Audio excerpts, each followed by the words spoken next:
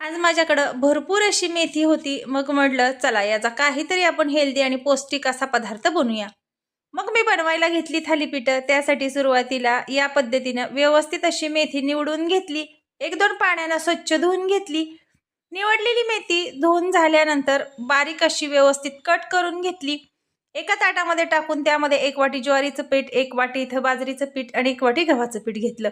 या पद्धतीने हिरवं वाटण यामध्ये टाकून घेतलं. कांदा, टोमॅटो, लाल मिरची पावडर, हळद पावडर, चवीनुसार मीठ टाकलं आणि भरपूर असे यामध्ये तीळ टाकून घेतले. थोडं-थोडंसं पाणी करत व्यवस्थित असं पीठ मळून घेतलं आणि हव्या त्या आकारामध्ये छोटासा गोळा घेऊन इथं बघा या पद्धतीने सुती कपड्यावरती हे थालीपीठ थापून घेतलं.